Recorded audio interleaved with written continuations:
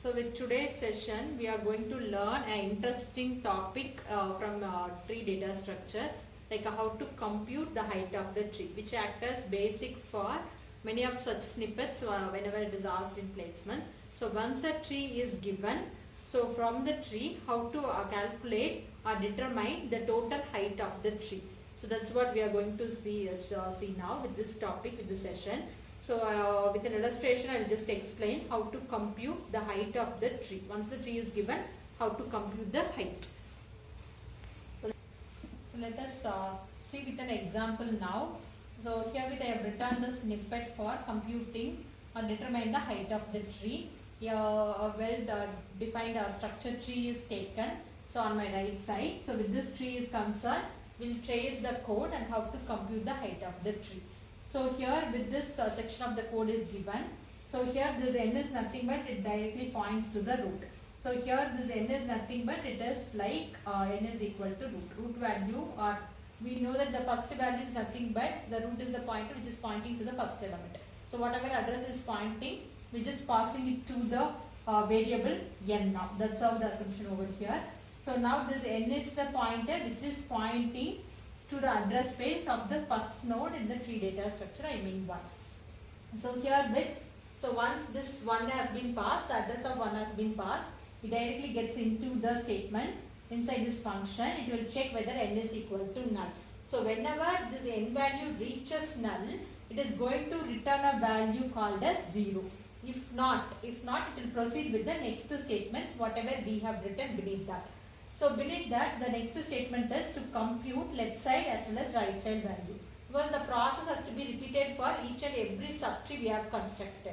So that's why we are calculating the height of left subtree, the height of right subtree, and out of this maximum value we are going to take and retrieve it to the previously called function. And you can see here it is a recursive code, and as we know, recursion is purely as it acts as an application of stack data structure. So it works on the principle of last in first out. The last call will get terminated, return the value to the previous call, and henceforth the process repeated till it reaches its original invoke call. So here, if as of now the n value is not null, so the control comes over here. So now you can see it is int L. I have assigned a data type of variable of belonging to data type int, and the variable is L. And again I am calling the same function, but now I am passing the value n of left. And already I said this n is the pointer pointing to the current root. So when I pass n of left, which means now the control comes over here. This is your n of left. So the n of left value is this pointing to the address space where I have stored the value 2. 2 is the data. So now this n of left is pointing to this address space, and this address, by passing this address, again I am invoking the same function now, height. Already the first call, it is in progress, not yet terminated. And now the second call, again I am calling the same function by passing this n of left address space. I mean it is 2. Wherever the 2 is stored, the data 2 is stored. So again what it will happen, the second call, it will comes over here. It will check whether the current n is null. So n of left, it is taken to be n in the second recursive call. I mean the second call of the same function. So again it will check whether the address is empty or not. So wherever we just assume our address is 50 for the first node, it is 100. Now this n is again, it is not null. This n is a pointer, it is pointing to the address space 100. So again this condition gets failed, it is not null. So it won't return 0 now. So again what happens now? So again it will goes to the next statement of second call, int L is equal to height of n of left. So again, so the control starts from the root node, passes towards the root of left. So again it passes in the second call, again we'll pass the next n of left. So in the second call, this is the only subtree we have considered, and again as it is not null, we are passing it towards the direction of left side. So again this n of left is this particular position, we assume the address space is 150. So this is my third call now. So in the third call, I am just passing the address space 150. So again it will come back to the same function now, third time. It will again, this n of left is nothing but now it holds the address 150. It will check whether it is null, not so. So again what happens now in the fourth call now? So again n of left has been passed, the n of left. Now it is null. The n of left, can you check here? For this, as this is a root node, left as well as right both set as null. So again what happens now, it just comes back over here and it will check whether n is equal to null. Yes, now the condition is true. And if it is supposed to be true, what it should return? It should return the value 0. So now 0, this position is 0. 0 will get returned to the third call, wherever we have called this function. This is the call, currently executing call, 4 to 1. This is returning a value to 0 to the previous call. So in my third call, the n value is taken to be 0 now. Similarly, so the fourth call has been terminated. It has been completed its job. So the fourth call has been terminated. Similarly, so now L attains the value as 0. So now R, again the same procedure repeated towards the right direction. So this right direction, again we are passing n of right. This is my third call. This is your n. And n of right is again it is null as it is leaf node. So again what happens now, it comes over here, n is equal to null. So it will return 0 to the previous call. I mean the previous call is third call again here. So now R value is also supposed to be 0. So for third call we have computed L, we have computed R, both it is to be 0 now. So now we'll come to the last statement. So this we call it as ternary operator.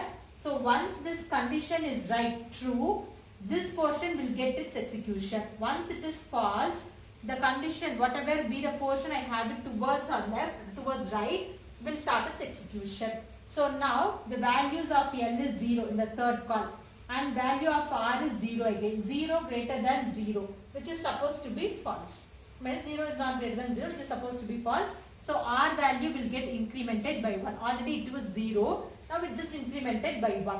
So this 1 will return to the previous call. So what is the previous call? It is the second call now. And where it is returning? To the value L. Over here we have initiated.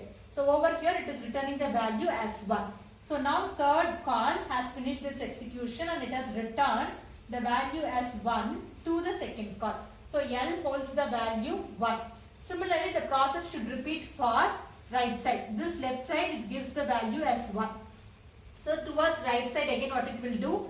Again it will make a call. It is now your, again the next call to be invoked. So for 5 again the left child is null as well as right child is null.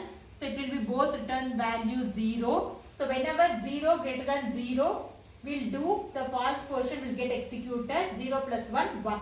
So 1 will be returned to the second call now. So even R holds the value 1 in the second recursive call. So over here L is equal to 1 as well as R is equal to 1.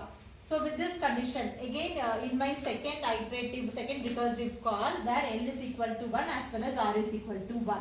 So now with this statement, in the second call L holds the value 1 as well as R holds the value 1. Again we are comparing whether 1 is greater than 1, it is not so. So what happens now, R will get incremented by 1. So R holds the value 2 and this 2 is returned to the first call, I mean the initial call where we have started. So now the second and third has finished its job, we just move towards the first call. Now left side it is already 1, 1 plus 1 it is 2. So the left side whatever value I have obtained, it is 2. I mean the initial call I am just speaking over here, it is 2.